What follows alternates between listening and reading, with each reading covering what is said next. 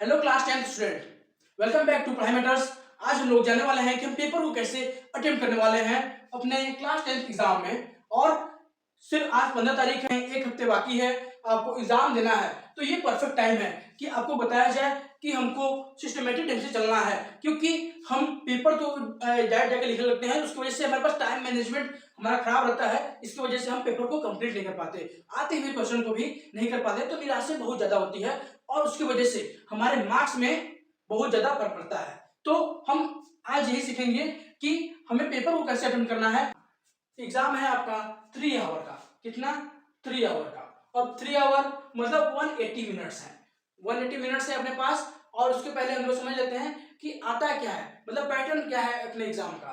तो पहला मतलब आएगा रीडिंग सेक्शन जो आएगा वो 20 मार्क्स में आएगा। 2 आंसर पैसेज आएंगे और वो 20 मार्क्स देके जाएंगे। तो हमें ऐसे पढ़ना है कि हम दोनों आंसर पैसेज भी कर सकें। उसके बाद राइटिंग सेक्शन है। राइटिंग सेक्शन आएगा आपका 20 मार्क्स में। उसके अंदर क्या रहेगा, फॉर्मल लेटर, एनालिटिकल पैराग्राफ। फिर उसके बाद आएगा आपका जो लिटरेचर, आप जो आपकी बुक होगी वो लिटरेचर सेक्शन। लिटरेचर सेक्शन कितने नंबर का होगा, वो होगा 40 मार्क्स का। और फिर उसके बाद आएगा ग्रामर सेक्शन, वो भी 10 मार्क्स का।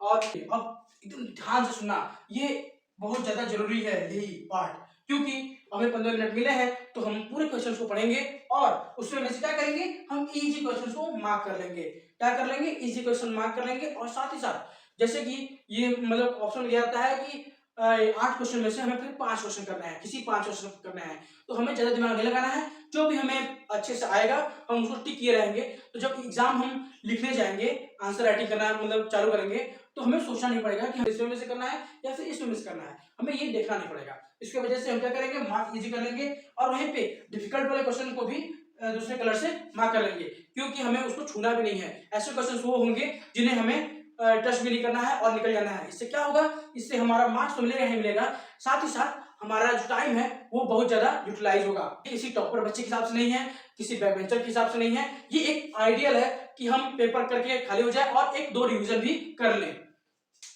2 अंतिम पैसेज है तो क्या है, 40 से 45 मिनट अपने आप को मैक्सिमम लेना है, क्योंकि इसमें से अगर हम 10-10 मिनट अगर हम रीडिंग भी ले रहे हैं, हमारी रीडिंग धीमे है, तब भी आराम से आप 20 मिनट में आंसर तो कर ही सकते हो। और उसके बाद राइटिंग सेक्शन। राइटिंग सेक्शन में formal letter plus analytical paragraph है और इसको हमें कितने देने हैं, कुल मिला के 30 मिनट्स देने हैं। और उसके अंदर क्या है, एनालिटिकल मतलब ये दोनों के अंदर आएगा notice writing, invitation and replies. इसको देखो, इसको कितने वर्ड में लिखना होगा, मात्र 50 वर्ड लिखना होगा। 50 वर्ड मतलब कि 5 लाइन, 5 से 6 लाइन, बस उससे ऊपर नहीं लिखना है।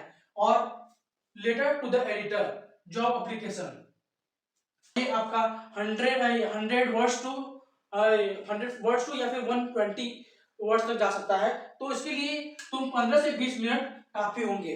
अगर तुमने प्रैक्टिस किया है तो तुम 10 मिनट में ही कर लोगे, लेकिन अगर थोड़ा मोड़ा सोचना भी है, वहां पे अटक रहे हो, तो भी 15 से 20 मिनट में तो हो ही जाएगा। और बात करें यहीं पे आर्टिकल और ऑब्लिक रिपोर्ट राइटिंग, ये तो एक ही करना है। ये नहीं कि जैसे अगर लेटर टू द एडिटर आया तो इसमें से तुम इसको मैंने बोला है 20 मिनट देने के लिए, या फिर अगर जॉब एप्लीकेशन आया है तो इसको 15 से 20 मिनट में कंप्लीट करना है।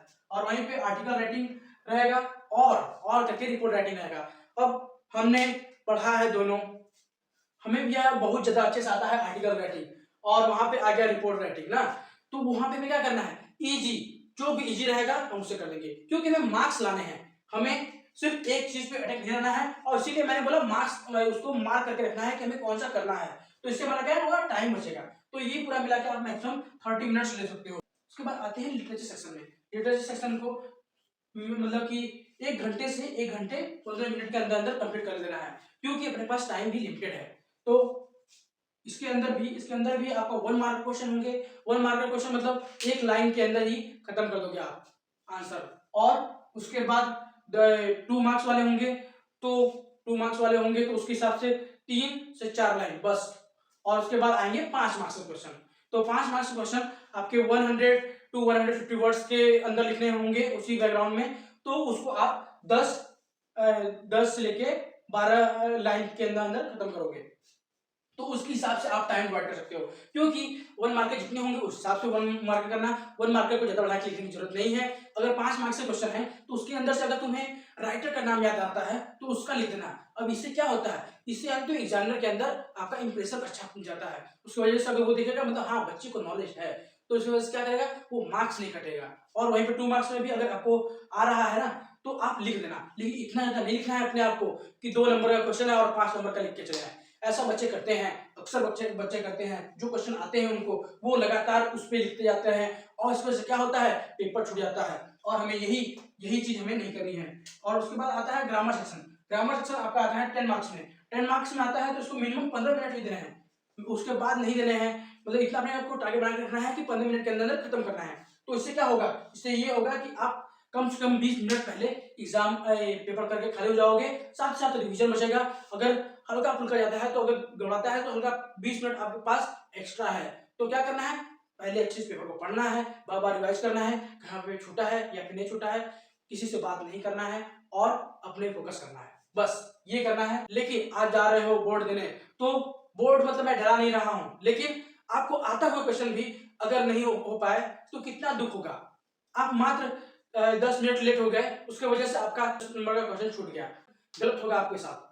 तो हमें क्या करना है, एक सिस्टमेटिक ढंग से चलना है और पेपर को हमें जितना आ रहा है हम उतना कंप्लीट कराएंगे। इससे क्या होगा, इससे इस वाले वीडियो से अगर तुम देखते हो तो इससे कम से कम 10 मार्क्स आपके बढ़ सकते हैं, क्योंकि आपका जो पेपर छूटने वाला था वो आपने कर लिया। अब एक्स्ट्रा क्या मैं तो बता रहा हूं, मैं ये बता रहा हूं कि जो भी जैसे आंसर खत्म हो, एक आंसर देते हो उसके बाद आंसर खत्म हो तुरंत लाइन छोड़ना है। अब ये नहीं करना है कि उसी के अंदर लिखापोती करते करते लिखते चले जाना है। अपने को जो अपना आंसर कॉपी है उसको क्लीन रखना है। इससे क्या होगा, इससे टीचर को चेक करने में अच्छा लगेगा, इस वजह से जानते हो टीचर का मूड नहीं खराब होगा। सो इसका होगा आपको मार्क्स पूरे मिलेंगे। तो अपने कोई गलती नहीं करनी है। All the very best for the exam.